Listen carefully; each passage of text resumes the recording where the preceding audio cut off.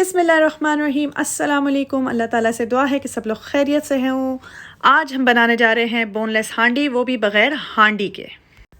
तो बोनलेस हांडी बनाने के लिए हम ले लेंगे 1 किलो चिकन, जो कि मैंने दरमियाने पीसेस में कटवा लिया है। साथ ही मैंने ले लिया है तकरीबन 2 चम्मच ताज़ा कुटा हुआ लहसुन। फिर मैंने लिए हैं यहाँ पे 4 टमाटर और 5 से 6 हरी मिर्चें।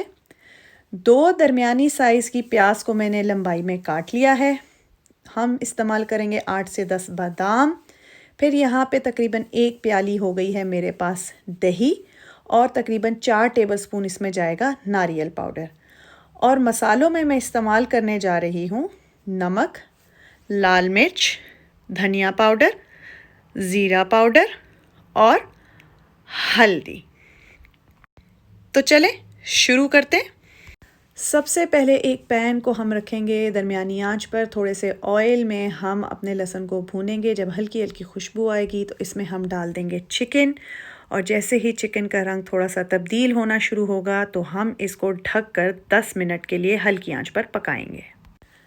जब तक चिकन पक रहा है, हम एक और फ्राइंग पैन में थोड़े से और ऑयल में दरमियानी आंच पर अपने प्याज को ब्राउन कर लेंगे। अब एक प्याले में हम लेंगे टमाटर और हरी मिर्चें, और हम इसको ब्लेंड कर कर पेस्ट बना लेंगे। फिर इसमें डालेंगे हम दही, और इसको भी हम मिक्स कर लेंगे। फिर जाएगा इसमें हमारे बादाम, उसको भी हम मिक्स कर लेंगे। साथ ही जाएगा नारियल पाउडर, और इसको भी हम अच्छी तरह मिक्स कर लेंगे।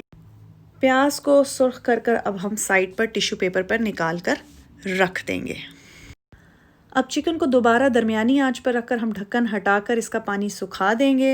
और जब सारा पानी सूख जाएगा और सिर्फ ऑयल रह जाएगा तो हम इसमें अपना दही, नारियल और बादाम का मिक्सचर डालकर अच्छी तरह इसको मिक्स कर लेंगे। अब बारी आती है मसालों की। तो अब हम सारे मसाले साथ ही डालकर अच्छी तरह इसको भी हम मिक्स कर लेंगे।